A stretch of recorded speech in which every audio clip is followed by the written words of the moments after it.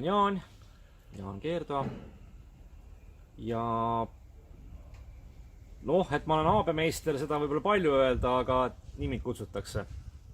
Haabi ehitusega ma olen tegelenud juba eelmise sajandi lõpust, aastast 97.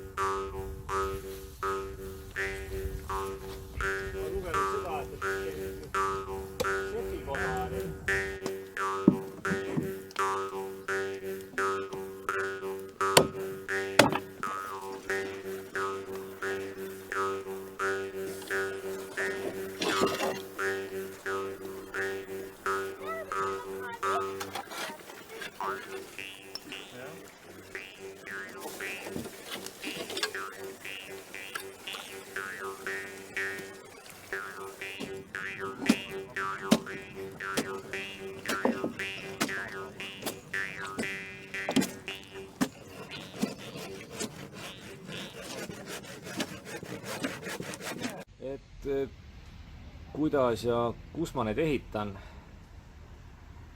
Ajad on muutunud, et enam ei ole nii, et lähed metsa, langetad puu ja ehitad ta seal samas kännu kõrval valmis, et see mõte ja mudel on nüüd natukene muutunud, et kui varem oli see, et meister ikka natuke varjas oma neid igasugu trikke, kuidas ehitada ja mismoodi seda teha, siis nüüd me oleme tulnud nagu rahva hulka.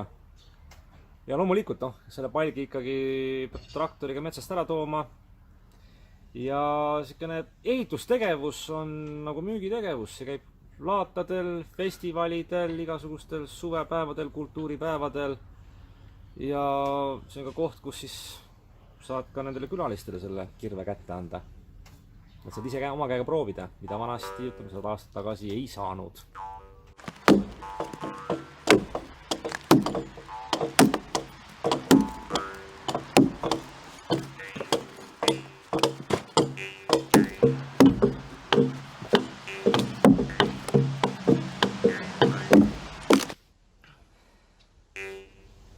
Idee või kus see kärves pähe tuli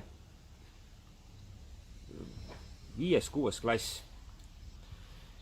Ja siis mulle sattus pihku üks raamatusari Maailm mõnda. Nahksuka jutud, James Fenimore Cooper, kirvekütt, pioneerid, rajaleidja. Ja sealt tuli selline hull mõte, et aga miks ma ei võiks hakata pärismaalaseks ja teistmoodi elama hakata. Ma ei tahtnud minna kuskile tehasesse treialiks, tuletõrjujaks või miilitsaks või kosmonaudiks. Kaugel sellest. Ja kui ma hakkasin lõpetama Tallinna Ülikooli tööõpetusõpetaja erialal, siis ma kuulsin, et Eestis elavad veel lootsikumeistrid ja Soomaal.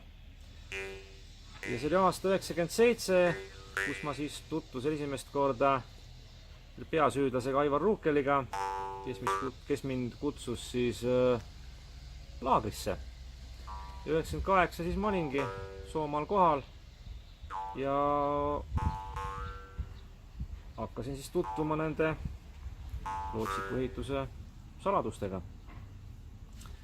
Läks veel mõni aasta mööda ja see võis olla 2002–2003, kui need minu enda ehitatud lootsikud sõitsid juba Emajõel, minu kodujõel. Ja sealt on see asi edasi kerinud ja mingi hetk tekkis see olukord, kus siis sellest unistustest, harrastustest sai nüüd siis sissetulek.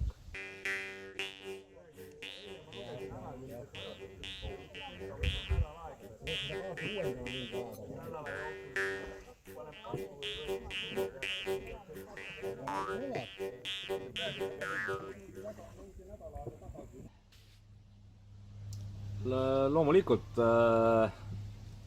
et ehitada lootsikut, on sul vaja ikkagi väga häid käelisi oskuseid. Sul peavad ikka mõlemad käed olema otsas õiget pidi, motoorika korras olema. Ja eks ma väiksest peale olen vilepilli teinud ja puumõõka ja nii edasi, aga ja eks ma olen ise ka siis muidugi arenenud iseseisvalt edasi, sest kuna vanad meistrid on nüüd, teagi täpselt, kus nad on ja kus nad oma neid haabeid ehitavad. Et nad on nagu teistel jahimaadel. Ja siis pidin hakkama ka oma peaga mõtlema. Ja juba tekkis selline olukord, kus inimesed hakkasid minu käest küsima. Ja mõtlesin, et mis ma siis nagu kogu aeg nagu papagoi seda ühte sama teksti suust välja ajan, et paneks paberile oma asjad. Ja siis tekkis selline juhus, et läksin Tartu Ülikooli magistratuuri õppima kultuuriväärtuseid. Ja siis oma selle lõputööks saigi võetud teema siis selle lootsiku ehituse näol. Ja mu võttis see aega üks 7 aastat, kui ma sain selle oma töö valmis. Ja töö pealkiri on siis haabi ehituse teoreetilised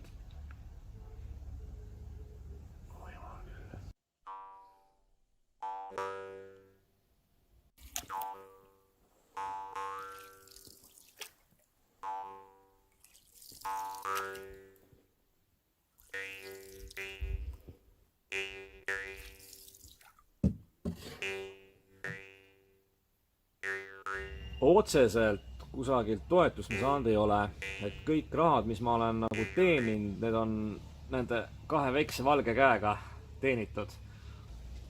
Mingi etapi teen ära, kas ta on matka näol, mingi õppepäeva näol või on siis see, et ma ehitan haabe valmis või müün selle haabe maha, et mina nagu palka saan selle eest. Et minu õpetajad, meistrid olid Jüri Lükk ja Jaan Rahumaa. Ja nemad olid Soomaa mehed ja nemad olid siis omakorda saanud õpetust seal Aleksander Oolepilt ja teistelt meistritelt. Mul endal õpipoissi ei ole või pole olnud, millest on natukene kahju. Inimesed on käinud küll, ma olen ise käinud koolitustel, inimesed on käinud toksimas ja proovimas oma kätt, aga et keegi nagu püsivalt huvi oleks hakanud tundma, seda nagu ei ole. Töö on raske, vaevanõudev ja ajaliselt päris pikk ja seal eksimusi endale naljalt lubada ei saa. Et kui nüüd praegu mõtlema hakata, et mida ma siis õppisin Jaanilt, mu nimekaimult, Jaan oli vaikne mees, ta palju ei rääkinud. Et ka see on oskus, et hoia oma suud kinni, ära palju jutusta, ära palju plära. Keskendu. Et Jaanil oli see komme, et kui ta enne midagi tegema hakkas, ta tegi alati sellise mingi plotski keeras endale või siis oli ta selline kange tubakas nimega seal Prima ja Tuluk, et ta on ikka vanakooli vend. Jüri käest, ta oli natuke teistmoodi mees. Tema oli sükene kärtsum-mütsum ja tema käest sai kõrva taha panna neid kasutusviise. Ja need nüansid, et kuidas siis liita seda jahindust, kalandust ja haabet ühte tervikusse, et siis ellu jääd ja mis selle asja mõte oli. Et mina ju sain nende meestega kokku siis vahetult enne nende äraminekut. Ma nägin neid ju ainult viimased 2-3 aastat. Ja ise tunnistan ka, et ma olin loll, ei osanud küsida kõike ja nüüd ei ole enam kuskilt mitte midagi küsida, mitte kellegi käest. Ja nad andsid ikkagi selle tere käe ilusti üle. et ma arvan, et nad on nagu, võivad rahulikud olla, et tere, käsi on üle antud, et mina pean otsima selle teise käe, kellele see käsi edasi anda.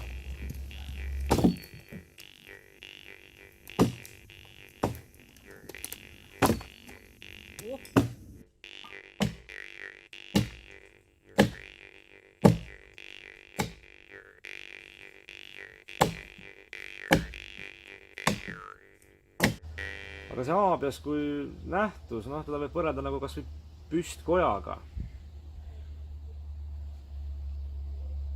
Ratta leiutamisega.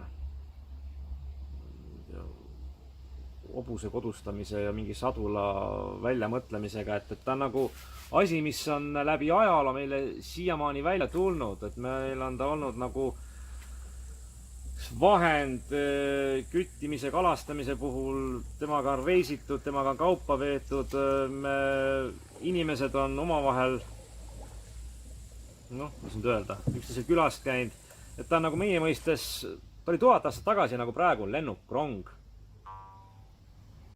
Et praegu siis, et kuidas siis nagu inimest haabia juurde viia, et siis tuleb haabias viia inimese juurde. Igasugused suvepäevad, folgiüritused, festivalid ja loomulikult peab olema seal ka siis mingi veekogu, kas või tiik, järv, jõgi, meri. Õigesti kinni, jah, nagu pärnik siit üleval. Üleval siit, käe pidamist kinni. Jah, ja nüüd, tõmbab.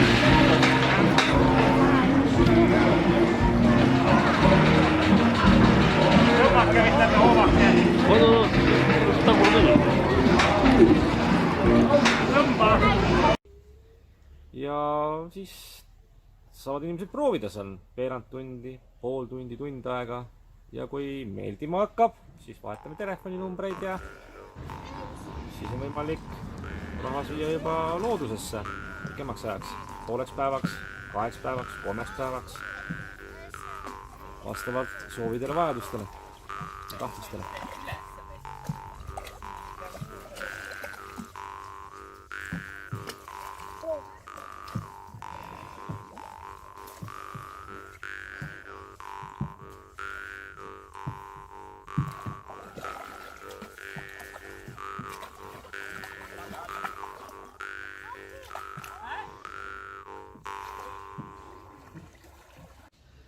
Et ma olin 10 aastat Tallinna Ülikoolis õppejõud, koolitasin tulevasi poiste, käisid õpetajaid, aga see sai läbi, see etapp mu elus, sest koolis ju kaob ära selline aine nagu tööõpetus. Et väga paljudes koolides on ta juba ära hävitatud. Mis nagu, kus see päike nüüd paistab siin pilve vahelt ja siit puuladva vahelt, on võib-olla see koht, kus siis peaks seda müüma nagu, peaks seda müüma siis nagu välismaailmale, selle Euroopale, kus seda nähtust enam ei ole. Haabias on muutunud, Haabias ei ole enam nüüd jahil käimiseks, kalapüüdmiseks ja koriluseks, vaid ta nüüd on turistidele mõeldud atraktsioon. Ja no kui see äkki vahest see päästab, et kui tekib nõudlus välismaailma poolt, me tahame näha teie haabiat, ja kus sa seda ikka näed siis? Ikka kuskil turismitalus, jõe, järve, merekaldal. Et see võib olla üks selline päästerõngas, mis selle asja meil ellu jätab.